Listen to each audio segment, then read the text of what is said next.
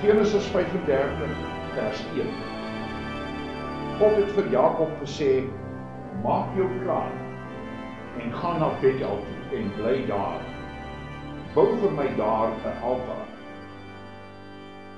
Ek is die God wat aan jou verskyn het toe jy vir jou broer Esau gevlug het. Tot sover. Broers en susters, Esau en Jakob was die tweelingseuns van Isak en die kleinseuns van Abraham. En Abraham en Isak was albei die aartsvaders van die volk Israel. Toe Esau en Jakob gebore is, Esau eerste gebore. En net nadat hy gebore is Jakob gebore en het hy die hakskeen van Esau, sy broer, vasgehou. En daarom is vir hom die naam gegee Jakob, want die naam Jakob klink soos die Hebreëse woord vir hakskeen. En mettertyd, as gevolg van die lewe van Jakob, waar hy mense bedrieg het hulle later gesê, hy is die hakskeen-gryper. Hy is 'n bedrieger. En in die volksmond het hakskeen dieselfde betekenis gekry as bedrieger. Dus Jakob se naam was bedrieger. En ons sien ook later, so wat hulle groter geword het Esau, sy broer, hom altyd met daardie naam gespot. Jy is 'n bedrieger. Ja, jy is Jakob. Nou Jakob het sy pa bedrieg deur hom voor te doen as Esau, om op daardie manier sy pa se spesiale seun, wat net vir eersgeborenes bedoel was, te verkry. U kan self later die geskiedenis weer lees, maar hy en sy ma het saam hierdie bedrogspel aangepak. Sy het vir hom gesê, trek velletjies van bokkies oor jou hande en sit 'n velletjie om jou nek, dat jy soos iemand van die veld ruik, en as jou pa aan jou sou raak, dan sal hy die hare voel, want Esau was 'n harige mens, en hy het na die veld geruik, want hy het in die veld geboer. Hy was 'n jagter. Toe kry hy by Isak hierdie spesiale seun, wat eintlik net vir die eersgeborenes geld. En net daarna toe kom Esau daaraan, en hy bring toe ook vir sy pa 'n bietjie vleis om te eet, wat hy mooi gebraai het en lekker gaar gemaak het. En toe blyk die bedrogspel.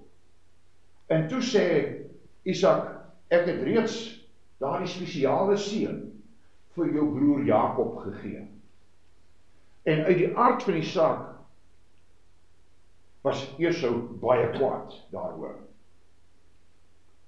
Esau se nageslag, volgens daardie seun wat Isak toe tog vir Esau gegee het, sou sy nageslag die onderdane wees van Jakob. Die oudste sou die jongste, met ander woorde dien. Al is hulle op dieselfde dag gebore, Esau was beskou as die oudste. Esau het vir Jakob gehaat, en hy het beplan om vir Jakob te vermoor, sodra sy pa Isak sterf, want hy sê, my pa is al oud, ek wag net tot hy sterf, dan vermoor ek my broer. Sy ma Rebekka, wat deel was van hierdie bedrogspel, hoor toe van Esau se planne. En sy gaan toe na Isak toe, en sy oorreed Isak, dat hulle vir Jakob weg moet stuur, daar van hulle huis af. Weg na 'n ander land, na Rebekka se geboorteland, daar waar haar broer gewoon het. Rebekka, nadat Jakob toe nou daar weg is, Rebekka het nooit weer vir haar lieflingsseun Jakob gesien nie. Want Jakob is weg, daar na sy oom Laban toe, en sy het hom nooit weer gesien nie, want sy het later gesterf. Toe Isak, die pa, nou van Jakob afskeid geneem het hy vir hom gesê, dat God die Almagtige vir hom daar dieselfde seën sou gee, wat God aan Abraham, Jakob se oupa gegee het.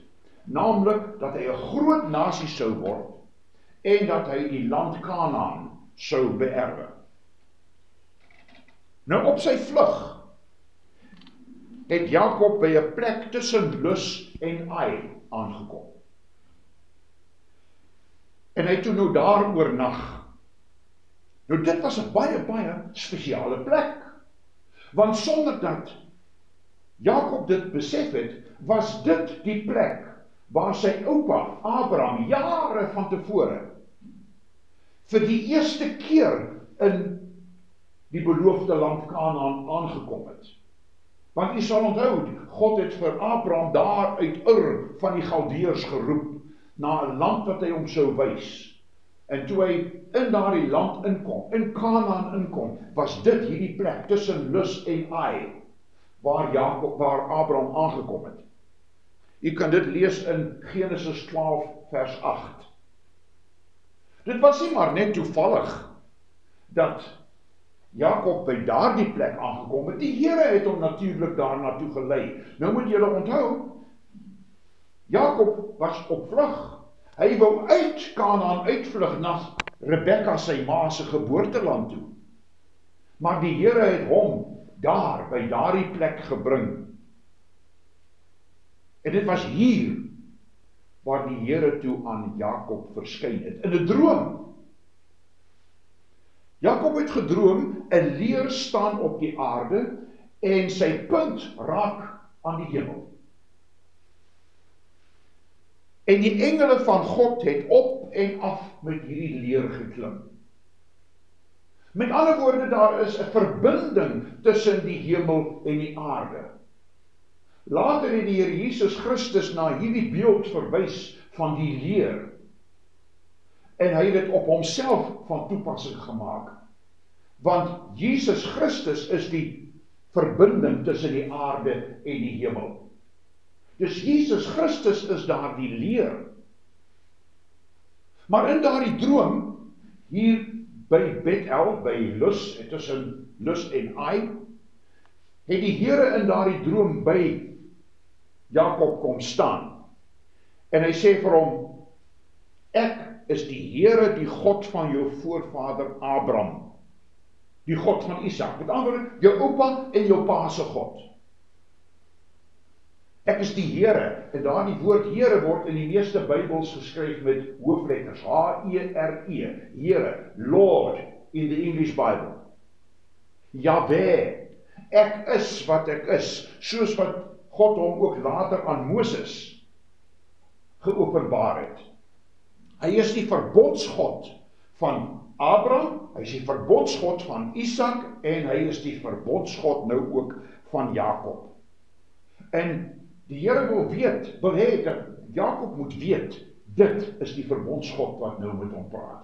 Die God wat altyd sy beloftes waarmaak.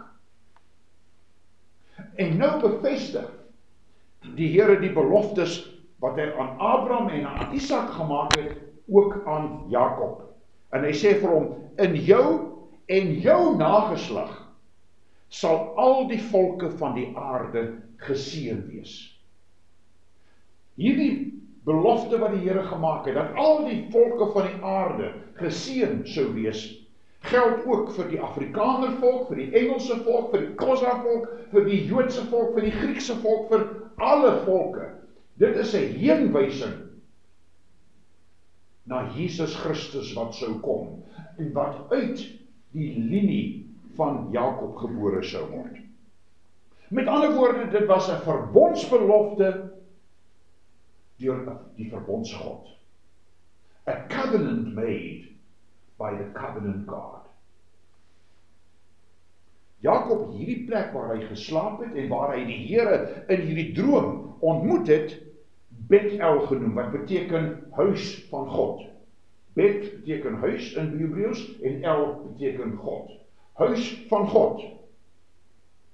Maar hierdie deel wat ons nou vanoggend gelees het, het 20 jaar later eers plaasgevind. In hierdie tussentyd was Jakob daar by Laban, by sy oom Laban, buitekant Kanaan. En die Here het daarom uitermate geseën, hy het 'n ryk man geword, hy het baie vee gekry. Hy het daar ook met 2 vrouens getrou, Lea en Rachel. Ja, Rachel. Maar die probleem is, dis nou 20 jaar later, en in daardie 20 jaar het Jakob nie sy gelofte aan die Here nagekom nie, want daar die eerste keer toe hy daar was, toe het hy gesê, ek sal terugkom na hierdie plek by Bethel. En ek sal daar vir u 'n altaar bou. Dit is 'n gelofte wat hy aan God gemaak het. Maar vir 20 jaar lank het al niks van gekom nie. En nou kom die Here met 'n opdrag. Gaan terug na Bethel. Die opdrag aan Jakob is om terug te gaan en te gaan woon in Bethel. Dit was 'n uitdruklike opdrag van God. Vers 1 van Genesis 35 sê, maak jou klaar en gaan na Bethel toe en bly daar. Bou vir my 'n altaar. Ek is die God wat daar aan jou verskyn het toe jy vir jou broer Esau gevlug het. Miskien het Jakob se voorspoed daar by sy oom Laban vir hom van hierdie gelofte wat hy gemaak het by Bethel laat vergeet. Miskien het sy voorspoed daar vir hom laat besluit dat hy wil die nakoming van daardie gelofte uitstel totdat dit hom pas. Ons weet nie hoekom hy 20 jaar lank daar ver gewoon het en nie na die beloofde land toe gekom het nie.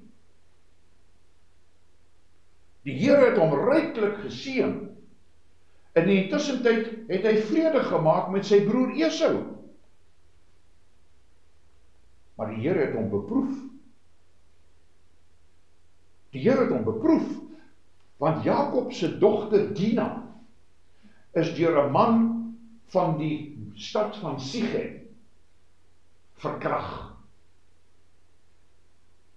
En toe het Jakob se seuns, gelei deur Simeon en Levi, gesê, kom, ons gaan maak oorlog teen die mense van Sichem.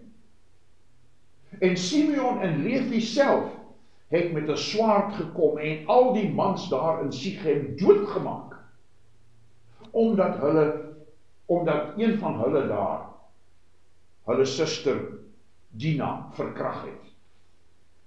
En daarom kom die Here nou na Jakob toe, want blykbaar het hierdie beproewing van Dina wat verkragt is, en hierdie oorlog tussen die seuns van Jakob en die mense van Sichem nie vir Jakob laat besef, hy moet teruggaan na Bethel toe, om sy gelofte te gaan betaal nie. Want die Here vat nou aan my, omdat ek nie my gelofte aan hom betaal nie. En daarom kom God nou self na Jakob toe met hierdie opdrag om na Bethel toe te gaan en om daar te gaan bly. Nie op 'n ander plek nie. Met ander woorde, dit gaan nie goed genoeg wees dat jy net teruggaan na Bethel toe, jy alleen, en dan gaan jy maar weer terug na jou oom Laban en gaan woon maar verder daar nie. Nee, jy moet daar wegtrek. Jy moet na die beloofde land toe gaan, jy moet by Bethel gaan woon. Jy moet jou gelofte aan my nakom, Jakob. Dis 'n gewigtige saak om aan die God van hemel en aarde 'n gelofte te maak. Jy kan nie maar net daar in die buiteland bly en jy minag hierdie belofte wat ek gemaak het, dat jy Kanaan gaan beerwe. Jy ignoreer dit maar nie. Ek weet, dit was baie lekker vir jou daar, Jakob, daar by jou oom Laban, jy was so suksesvol, jy het soveel voorspoed gehad, maar jy het 'n gelofte aan my afgelê, Jakob. Die Here het vir Jakob gesê, hy moes daar by Bethel gaan woon, daar in die beloofde land, en so roep God mense wat rondswerf. Hy doen dit vandag nog. Hy roep ook vir jou en vir my op, om terug te keer na daardie plekke waar jy hom spesiaal aanbid het, daar waar jy jou spesiaal aan hom toegewy het. Jy moet terugdink aan daardie geleenthede waar God in jou lewe ingegryp het. God het hom nou aan Jakob geopenbaar as die God wat voorheen by Bethel aan hom verskyn het toe hy vir sy broer gevlug het.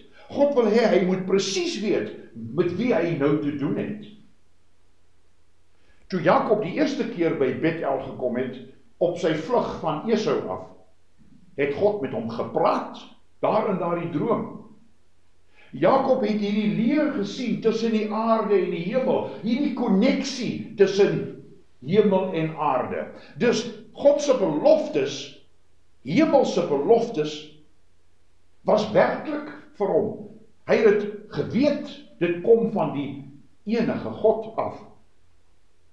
En God het vir hom beloof om by hom te bly, al trek hy nou weg uit Kanaan uit.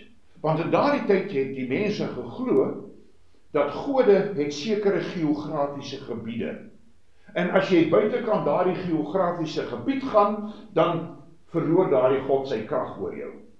Maar God het vir Jakob gesê, ek sal by jou bly, oral waar jy gaan. Ek sal jou beskerm, ek sal jou seën, ek sal jou 'n groot nasie maak. En meer nog, ek sal vir jou hierdie land Kanaan gee. En die Here het gedoen wat hy beloof het om te doen. Jy kan daar die hele geskiedenis lees in Genesis 28.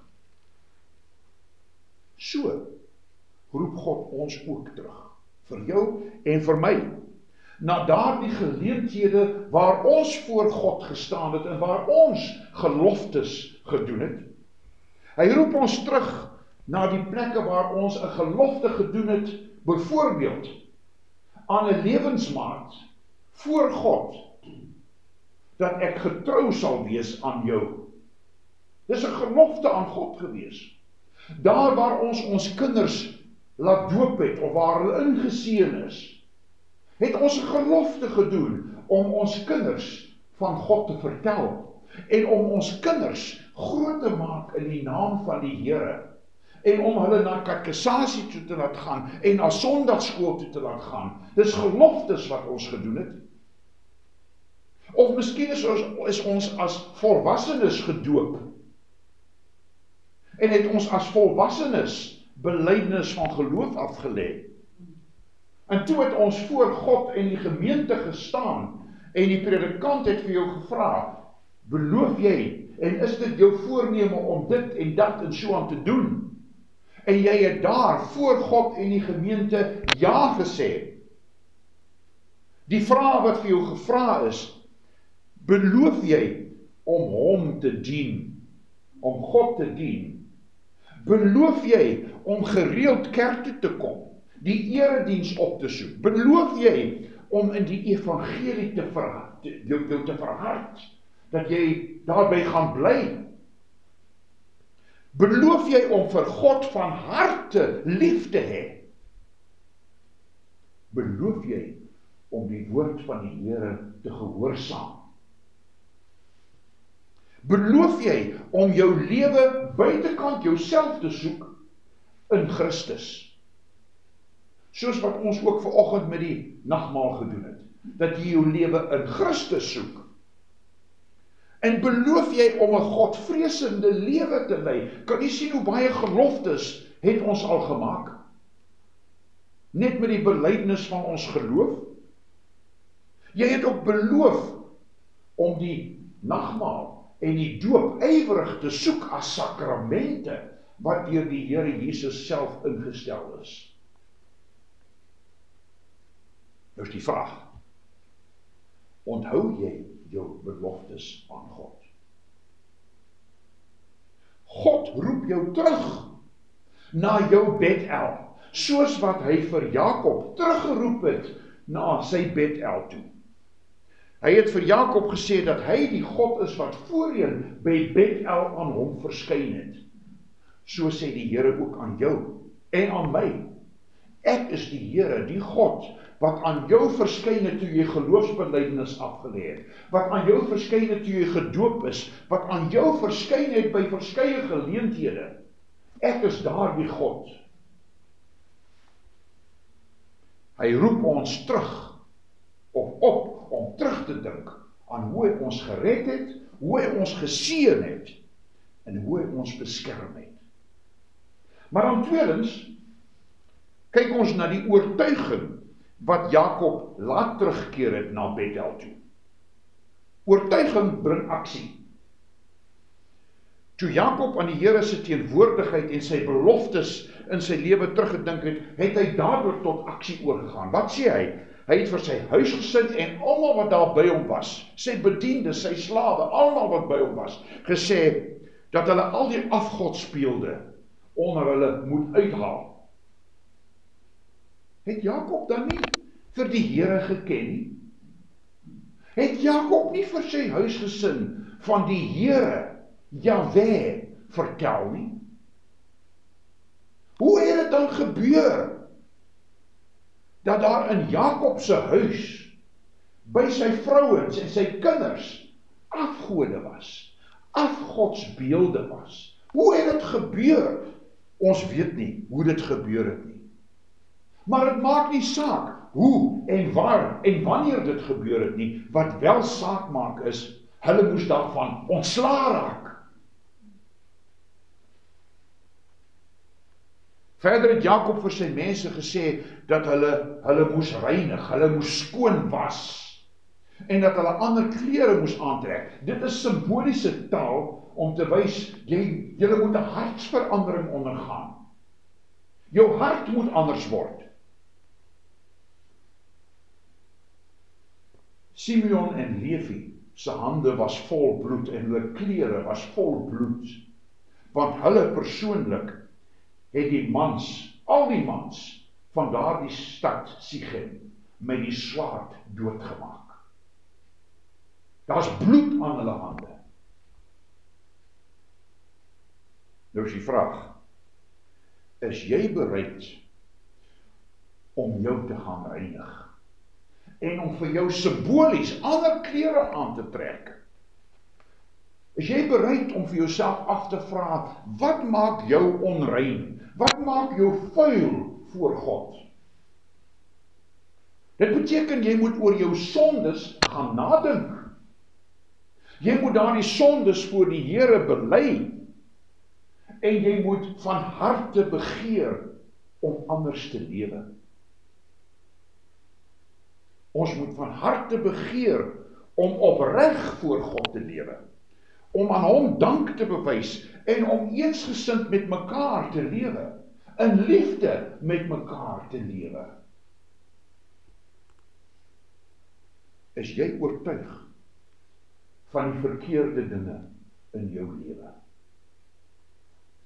Hoe dit ook al gebeur het, en wanneer dit ook al gebeur het, jy moet daarvan ontslae raak. Miskien het jy nie die Here God vertrou soos wat hy vertrou wil word nie. Miskien het jy die geluksgodin vertrou. Miskien het jy maar 'n bietjie die lotto gaan speel, of het jy die perdewedrenne gaan speel, om 'n geldjie te kan wen, 'n geldjie waarvoor jy nie gewerk het nie. Jy het nie op God meer vertrou om aan jou lewensbehoeftes te voorsien nie. Miskien was daar godslastering, waar jy die naam van die Here misbruik het. Wie weet, miskien was daar haat. Die Here Jesus het later gesê, al sê jy vir jou broer Raka, sal jy daarvoor voor die groot raad moet verskyn. Want die sonde, dit spruit voort uit haat, dronkenskap, diefstal, gierigheid, ag noem dit maar op. God roep jou op om hierdie dinge uit jou lewe te verwyder. Maar dan kom die derde punt. Die opregtheid van Jakob se hart met sy terugkeer na Bethel toe.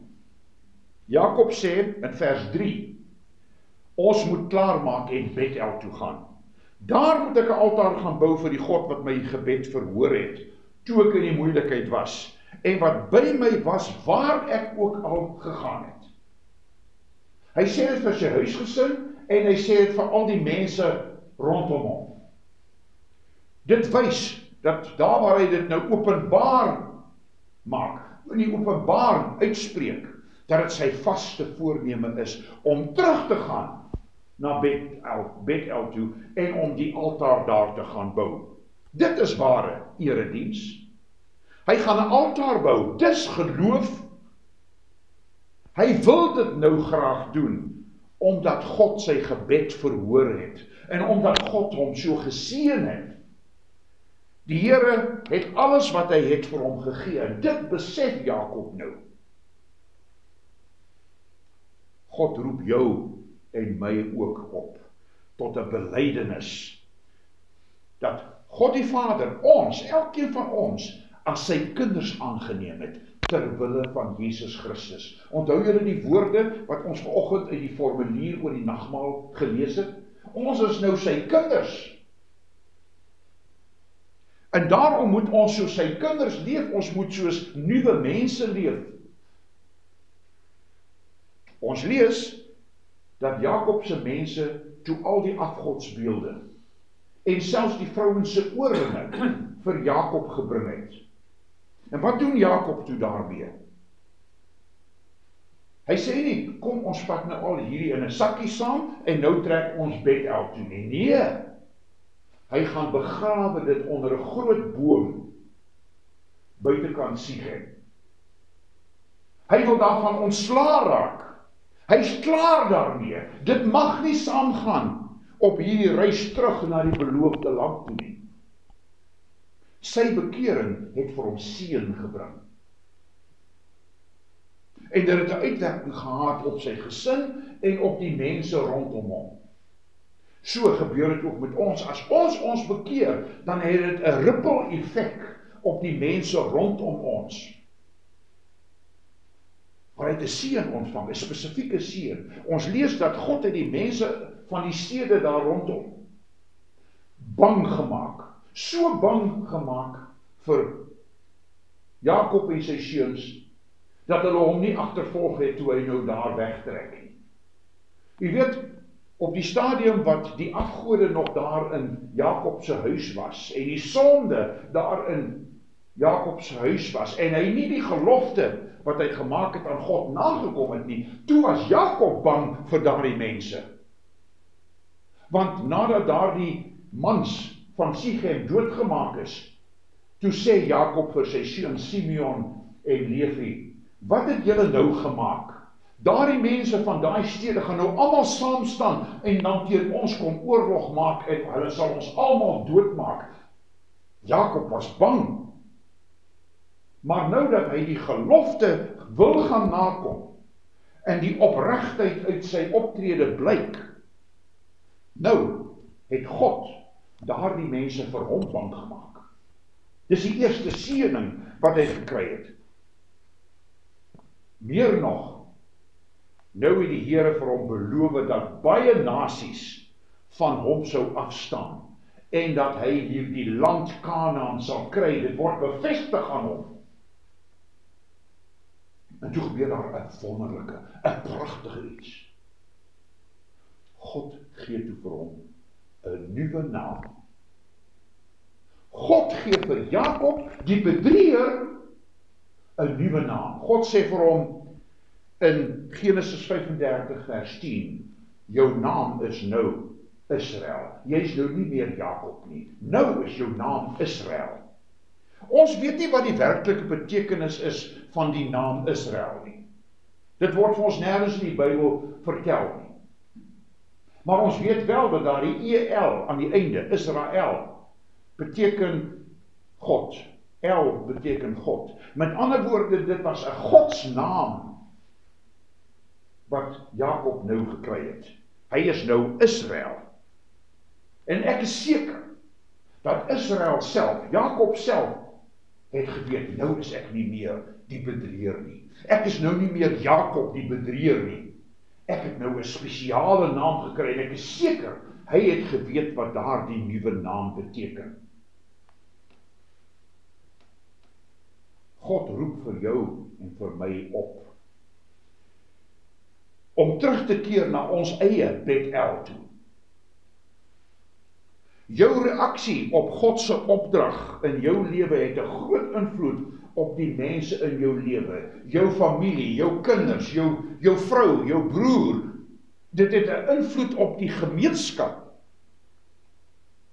En jy kan met die grootste gerusheid verwag dat die Here jou dan gaan seën as jy jou geloftes aan hom betaal. Veral dat hy daardie belofte wat hy aan jou gemaak het, om jou na die ewige Kanaan te vat, gaan waarmaak. Net soos wat God 'n belofte aan Jakob gemaak het om vir hom en sy nageslag die land Kanaan te gee, vir ewig. Net so het God deur Jesus Christus aan ons die belofte gemaak, dat ons het 'n ewige Kanaan, waar ons in ewigheid en in heerlikheid by God die Vader en die Seun en die Heilige Gees kan gaan woon. En weet jy wat? Jy en ek gaan ook 'n nuwe naam kry, net soos wat Jakob 'n nuwe naam gekry het. Die Here Jesus het in Openbaring, die laaste boek van die Bybel, Openbaring 2 vers 17 gesê, aan elkeen wat die oorwinning behaal, sal ek van die verborgde manna gee. En daarby sal ek vir hom 'n spierwit klippie gee, met 'n nuwe naam daarop gegraveer, wat niemand anders ken nie, net hy wat dit kry. Jy en ek gaan 'n wit klippie kry met 'n nuwe naam op. Net jy en ek sal my eie naam weet wat dit beteken. Dit sal 'n godsnaam wees, net soos wat Jakob 'n nuwe naam gekry het. Amen.